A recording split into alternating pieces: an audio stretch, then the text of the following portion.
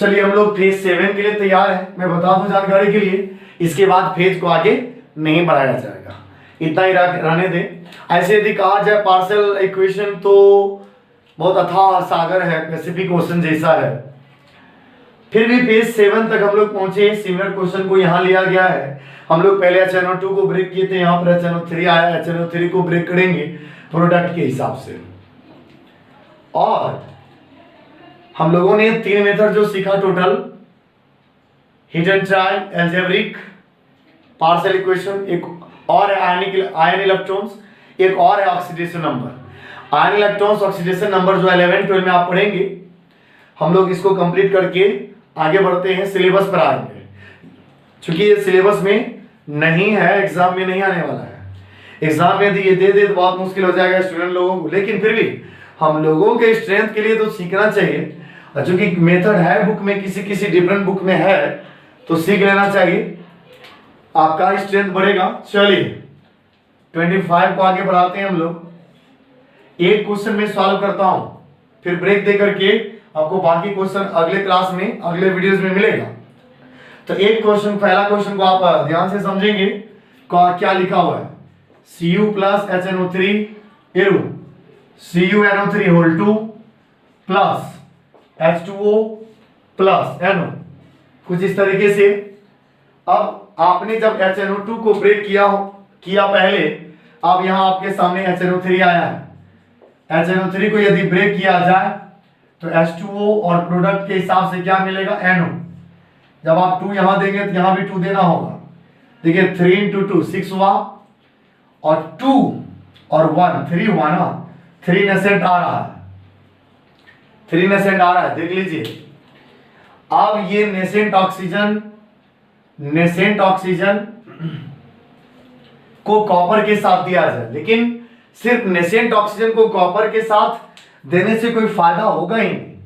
कहने का मतलब ये है कि नेसेंट ऑक्सीजन को अब आप सोच रहे हैं कॉपर को दिया जाए, तो नेसेंट ऑक्सीजन कॉपर के पास जाकर क्या कॉपर CuNO3 होल 2 जो है क्यूप्रिक नाइट्रेट क्या बना पाएगा?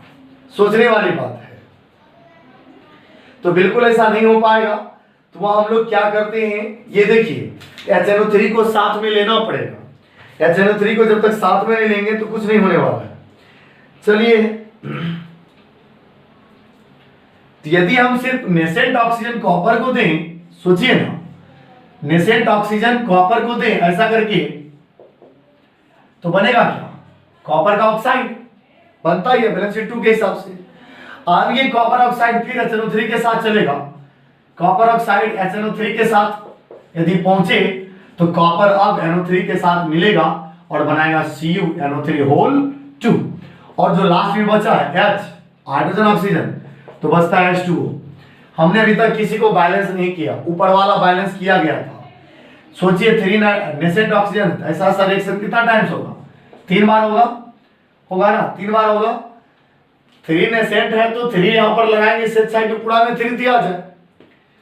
यही क्यूप्रिक ऑक्साइड आगे बढ़ाया गया था। आगे जब बढ़ाया गया तो इस तरीके से HNO3 इस तरीके से NO3 होल 2 है। NO3 में होल 2 NO3 यहां पर यदि 2 डाल दें, सोचिए NO3 में यदि 2 डाल दें, ऐसे भी CuO ऊपर से आया, उसको कटना होगा चाहे जैसे भी हो, वो देख लेंगे। पहले तो माइनस करिए, NO3 होल 2 किया गया तो हाइड्रोजन डबल हो गया है भी। अब आप देखिए NO3 डबल कॉपर अकेला, हाइड्रोजन डबल, ऑक्सीजन एक है भी। अब ऐसा क्यूप्रिक ऑक्साइड कितना है? 3। इस हिसाब से क्यूप्रिक ऑक्साइड 3 है तो पूरे रिएक्शन में 3 से मल्टीप्लाई होगा।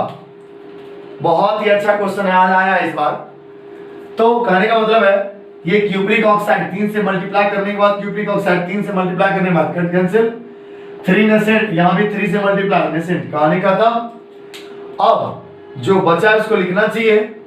लिखने लायक यहां पर कॉपर है जो 3 मल्टीप्लाइड है 3Cu प्लस HNO3, यहां 3 मल्टीप्लाई है 6 हुआ, 6 1 3 मल्टीप्लाई करके, यहां 2 है तो प्लस 8 HNO3 एरो। अब राइट साइड पहुंचिए, इसमें 3 मल्टीप्लाइड है 3CuNO3 होल 2 प्लस H2O में यहां 3 और यहां है ना 3 से मल्टीप्लाई किया गया, 3 हुआ, एक सिंगल यहाँ 4H2O प्लस NO है, और कहीं NO है उसमें 2 है तो 2 NO इस तरीके से लगाइए, थोड़ा चेक कर लेना चाहिए कंफर्मेशन के लिए। 3 कॉपर, ठीक है, 8 हाइड्रोजन देख लेते हैं, 8 हाइड्रोजन। अब नाइट्रोजन 8 है, नाइट्रोजन तो यहाँ पर 2 हुआ ना, अब 2 में 3 यानी 6 नाइट्रोजन, 2 8 हुआ। ऑक्सीजन 24, आश्चर्य की बात है, कोई बात नहीं, आश्चर्य कुछ नहीं है। 6 हुआ, 6 3 जा 18, 18 4 22 और 2 24, बिल्कुल सही है। यदि समझ नहीं आ रहा है तो एक बार मैं फिर से इसको सॉल्व करता हूं, अगेन आई रिपीट। 25 25 साल हो चुका है, 25 पर ब्रेक भी देंगे इसको रिपीट करने के लिए, 2-3 बार 5 बार रिपीट करिए इसको।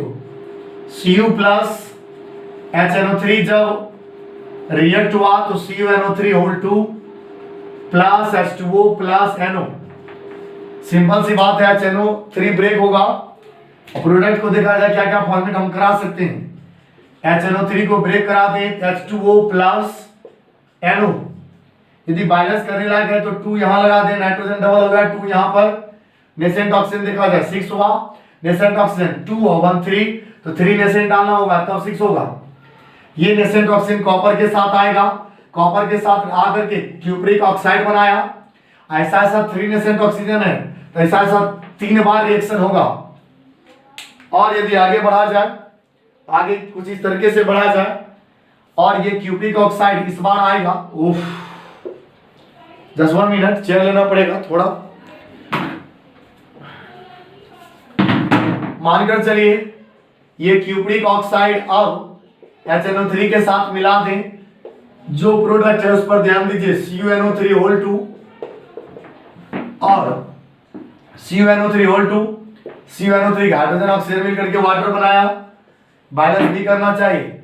NO3 में डबल है तो यहां पर NO3 में डबल दे देते हैं, हाइड्रोजन डबल हो गया, हाइड्रोजन डबल है भी, बाकी हमको लगता है काम फिनिश है। Copper single, NO3 double, hydrogen double oxygen, ठीक है। तो ऐसा ऐसा CO3 था ना, तो यहाँ पर सिंगल CO एक साथ हुआ है, ऐसा ऐसा 3 के लिए मतलब है ऐसा रिएक्शन 3 बार होने वाला है, 3 से मल्टीप्लाई करिए। और जब आगे बढ़ाएंगे, आगे बढ़ाने के बाद ऐड भी करना है, जो कटेगा काटना भी है, तो क्यूप्रिक ऑक्साइड 3 से मल्टीप्लाई करके और क्यूप्रिक ऑक्साइड 3 से मल्टीप्लाई करके, नेसेंट ऑक्सीजन 3 यहाँ भी नेसेंट ऑक्सीजन मल्टीप्लाई करके कैंसिल। जो बचा है उसको लिखिए, अपने पास बचा है कॉपर 3 से मल्टीप्लाई करने के बाद और फिर 2HNO3 सॉरी HNO3 यहाँ भी है, 3 से मल्टीप्लाई करके 6 और 2 प्लस कितना हो गया 8HNO3 एरो। अब राइट साइड चलेंगे, 3 से मल्टीप्लाई करने के बाद 3CuNO3 whole 2 plus H2O continue करिए, 3 यहाँ है 1 यहाँ है, 4H2O प्लस, और यदि NO का बात किया जाए तो 2NO। इस हिसाब से आपका ये दोबारा मैं बता चुका हूं, आप इसको समझने का प्रयास करेंगे कैसे हुआ और इसको रिपीट जरूर करेंगे 3-4 बार 5 बार। आपका सिंगल क्वेश्चन 25 से सॉल्व हुआ है, अब आपके लिए 27 से 31 तक अपने मन से सॉल्व करें, फिर अगले वीडियो में आपको इसका सॉल्यूशन मिलेगा। थैंक यू, धन्यवाद एंड शुक्रिया, और इसको रिवाइज जरूर करें और इसको सॉल्व जरूर करें 31 तक, ठीक है। Thank you.